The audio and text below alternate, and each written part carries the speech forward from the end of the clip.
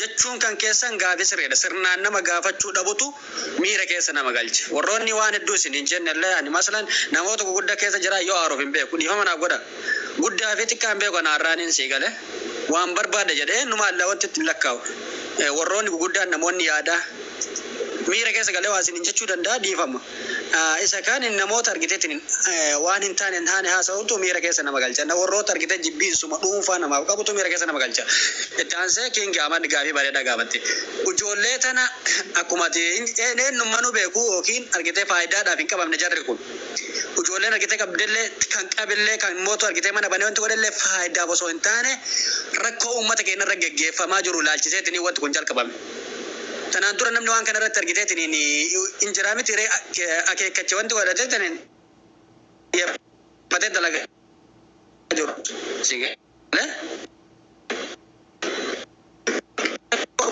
Keenya irra bakka hunda argiteetiin akka wantiitti adda gadi gaandee qabamtee jirti bakka qabamtetti mootu maallaqni irraa hawwalamee ijoollee tana hin baafne akkaataa itti baate qabne.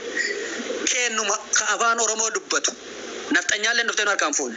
Ka afaan Oromoo dubbatutu dhufeetiniin ijoollees irraa qabsiisee akkasii mootummaadhaan dhufanii waan san ijoollee wajjin akka inni fashalaa godhanii mucaallee fuudhanii ijoolleellee qabsiisan malee namni hawaalaa irraa buuseetiniin mucaa san ijoollee san argitee fedhii jaraatiin gadhiise hin jiru.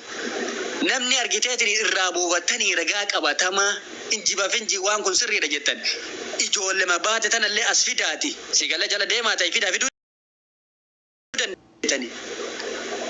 ay fidaate akkamisin goote akkamitti harkaa baatan jedha gaafadha gaafsan dhugaa namaallee bartan jara keen wanti argitee asirratti miti keessaan deemamaa jiru waan guddaadha rakkoo miti amma kana gubbarraa na barreessaa jiran warabbi waadi dawaasir keessatti hanga ammaa kana adamsamaa jirtu ijoollee sababa sanirraa kaasee hanga ammaa adamsamaa jirtu koo inni dhageeffatu jaalan fitadha muuti qabadhu koo hin fita muuti qabadhu hanga ammaa kanatti adamsamaa jira sababnis waan kana sigale waan sanirraa kaka'e kan nurra dalaysiisaa jirus Oromoodha diinni dhufeetti ni mucaa san nurraa hin fuune diinni Oromoon immoo humnaan sirkaa fuudhuu hin dandeessu.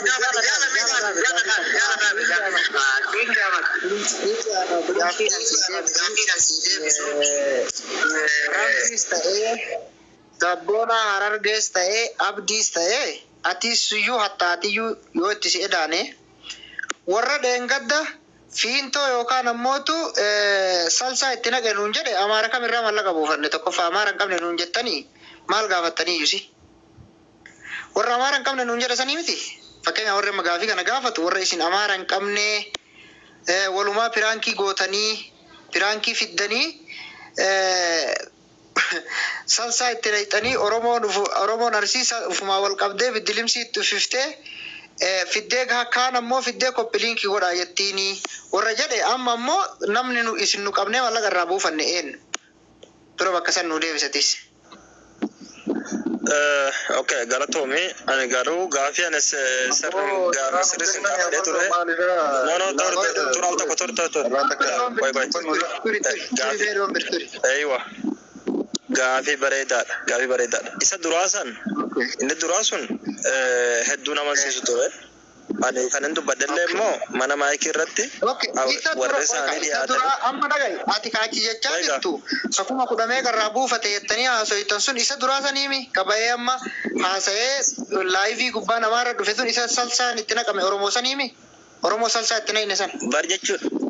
Barsaanuma jechuun kiyyaa ani isa san jala bu'ee hordofne ani isa dhiyengaddaa kana isa mana keetiitti ilaan kan hin akka gaafinatti ta'e isa mana keetii sani malee isa sana amanaan ture dhugaadha isa kana immoo argaa turre kun egaa faannoo guddaadha isa kana sila tumamuu asirratti illee qaxaqqaxamuu ture tumamee jira like isa kana immoo si wajjin jirra.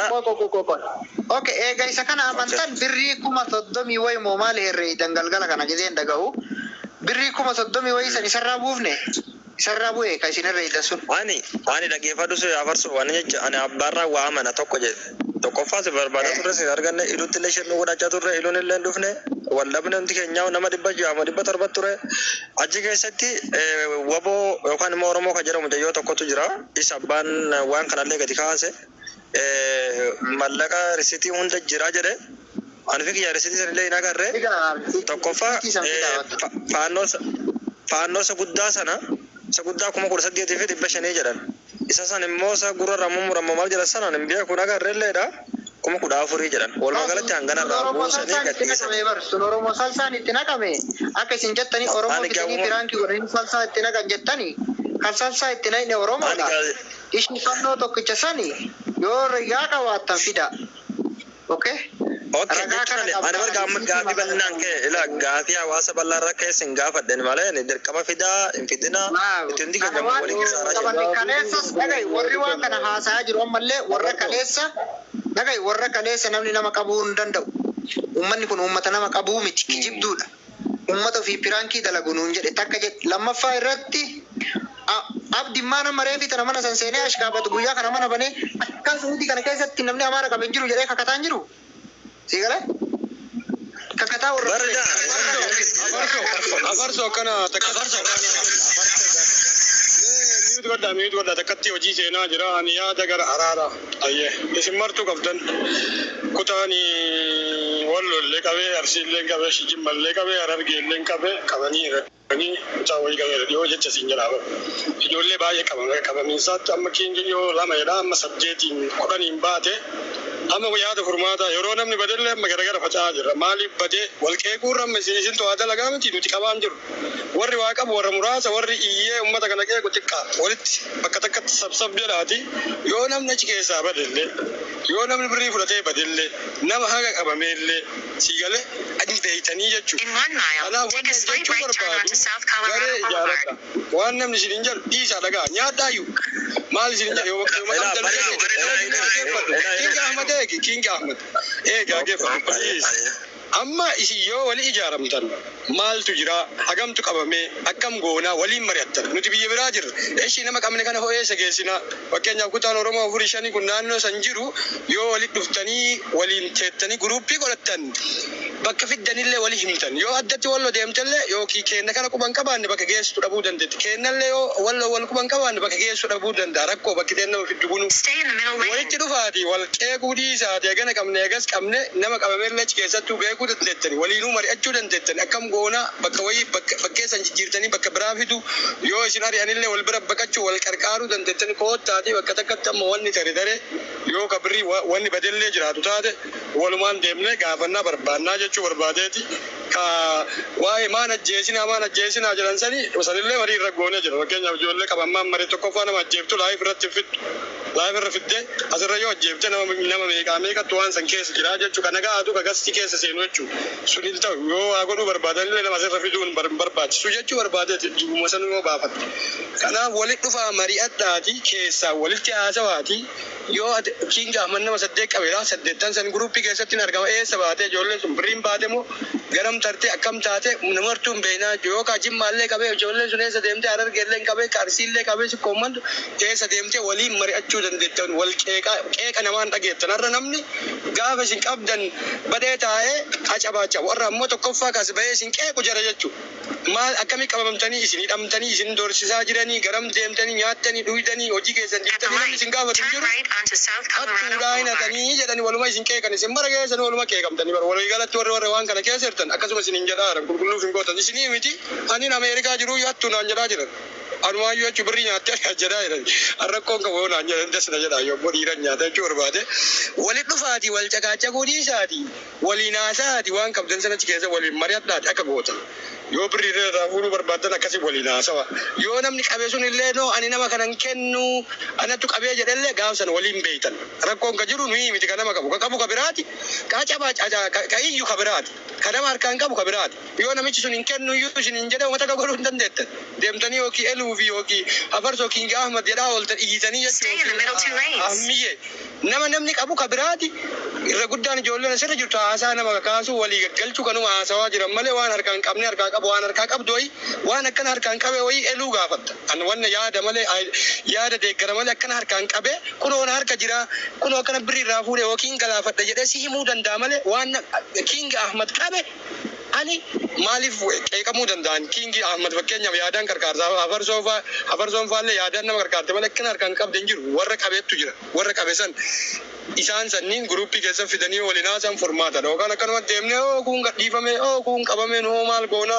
hagana qabnee hagas qabnee akkana maali wal gannee minaa dhiisa namni nu kolfachuu amaali akka jechuu barbaadee jedhaan yaada lola dhiisa amma gara furmaataa deebi'a namni walitti isin oofuu dhiisaati kutaa irraa fida kutaa naannoo san jiru Harargee Wallo warra keenya si kommando warra jimmaati irra guddaan Oromoon Suudii keessa jiru kana kawwan illee ni jira haa ta'u warri baadiyaa mara keessa Jibuuti irraa kaasee haga Jiddaatti jiru uummata kanneen jechuudha. Uummanni kunniin ammoo isin warra naannoo isin dhufta walii galaati hojjedha warra TikTok irraa dhiisa jechuudha waan sappoorti isin goonu nuti waan dandeenye sappoorti isin goona birriin sappoorti isin goona dhaynee nama isin qabuu hin dandeenye jechuu barbaadeeti akkasii fudhaatee garii booda waliin ajiifattan afarsoo kiingin gaafatu kiingi afarsoon gaafatu waliin guruppii keessa jirtanii anan gaafattan allee achi keessa jira waliin gaafannu jechuu barbaadeeti akkasitti deema. Ela baramma ili wanti deemaa jiru maal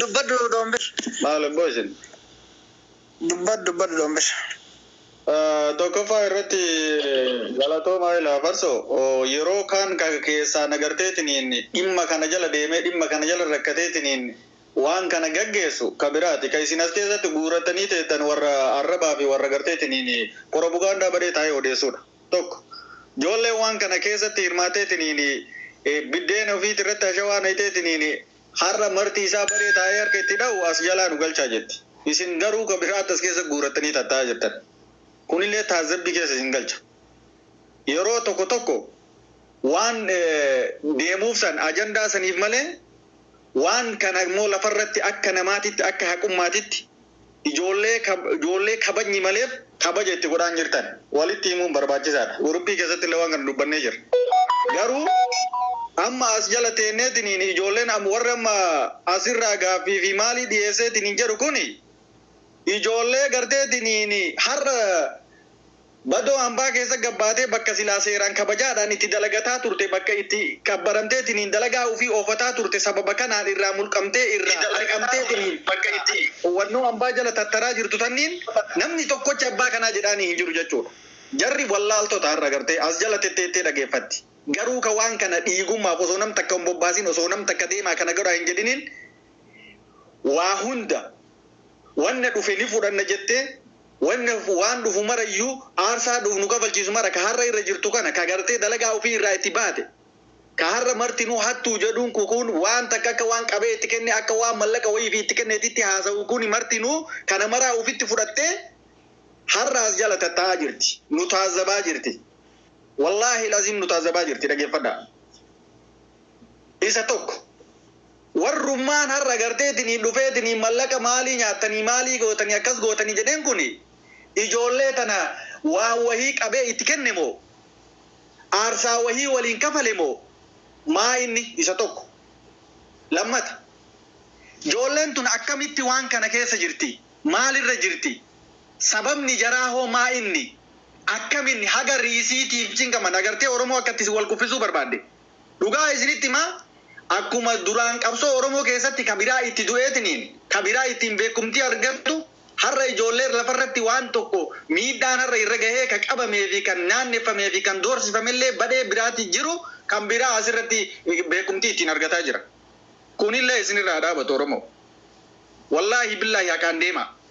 Haqaa yoo hin deemin yoomillee taanaaniin fiixan baatan diinallee mo'achuu hin dandeettan galmallee gahuu hin dandeettan. Dhugaa isinitti himna. Dhugaan ilma rabbiiti jedhan. Ati agartee dhugaan qallattullee hanga feete yoo qallattillee hin cittu. Warri har'a bara birrii fi riisiitiif jedhee gadi bahe warra kalee dheengadda agartee akkuma reeffa farsoon tuquu yaaletti warra salsaa itti dibe warra akkas godhe hin kijibanii ufii wal qabanii ufii biraankiin irratti dalagan jedhaa jirutu har'a waa'ee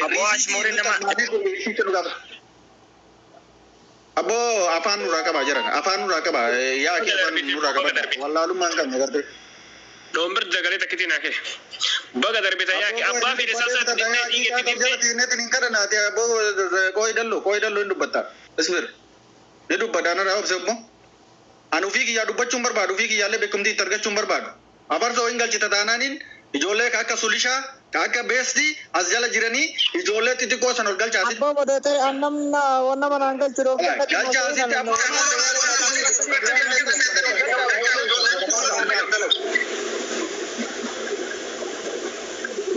shabakaan naan dalagu. Dombir na galchaa jetteen argine ati maa waa dubbii lallaayte dombir eenyuun na galchaa jedhee galchuu didanii. Taminni tana galchaa jette taminni ijoollee. Hunda isii mataa mataan beedha bara boo ijoollee wanti dalagaa turte hunda ishee mataa mataan Yaala biisi kunoo moderator kennee fi haasa'u. lakkoofsa duzuliya.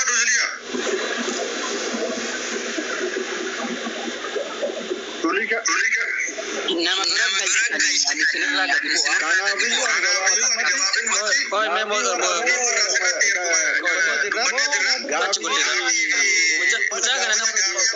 mucaa kana sirriitti wanti godha fooloo godha nama sirriitti waan guddaa dalagaa jiru gaara keessatti Oromoof nama namni hin beekne. Fooloo godha wanti kana. Mudassir kana sirriitti fooloo godha nama waan jabaa dalagaa jiru nama Oromoof haasaa guddaa kabalaa jiru namni garuu hin beeku sirriitti fooloo godhaa fi isaa fi dalloo kanneen sirriitti fooloo godha. Namoota waan jajjabaa dalagaa jiru lubbuu fi kenneetiin meeshaa argitee biyya kana keessatti biyya keessattuu baadhatanii hin deemne abbaan biyyaa baadhatee hin deemne ummataaf jecha baadhatee ummata deemu keessa dalloo fi mudassir kun nama tokko fooloo godha hunda jira. Dalloo kanallee fooloo godha. galatoomii gartee waa heddullee haasa'e miira keessa galee wanti Muti kawan mudassir follow siya godhan carraan keetii miti ati muti god follow godha isin hundinuu mudassiriif dalloo follow godha ummata silaa biyyatti meeshaan baadhanne abbaan biyyaa meeshaan baadhanne garuu haarsaa guguddaa ofirra kafaltee Oromoof jecha meeshaa baadhattee gaara keessa ta'ee wanti keessatti jireenya ofii dhiistee jireenya hawaasaa jiraata jirti follow godha isin muti kawatta itti fufaa namni yaada qabdan. Umrisha ular kesi ya kita dunia di. Amma walumaa galatti jechuudhaan waan asirratti isin jechuu barbaade waan dubbatamee fi waan gahamee fi waan uummata mararrayyuu ga'e kan keessaatii fi kan lafarraallee warri asirraa kun wanni beeku takka way jira. Nama kalaama nagayaatiin akkaataa tokkoon waan barbaadu kana akka Oromootitti yookiin ammoo tuyyuu wanni kun eessa gahee dubbii mucaa irratti jechuudha. Dubbii mucaa maaltu deemamaa jira maaliif akkana tahime jedheetiin kabajaadhaan nama gaafate tokko kabajaadhaan dubbii hin deebisaniif. Warra ammoo arrabaan akka galgala kanaati bakka hedduutti mana hedduutti taasifaa jirra arraba dheerateetiin arraba guddaa darbataa jiru kanaaf deebii bakka hundatti kennaa deemnaa jettaniitiin ka deemtan kanaani ani garuu maal waliin haasofne maal asirratti akka dubbataa jirtan naa hin galoon maal akka isin godhaa jirtan. Jarana Amrisha la kosta ko barreeffat.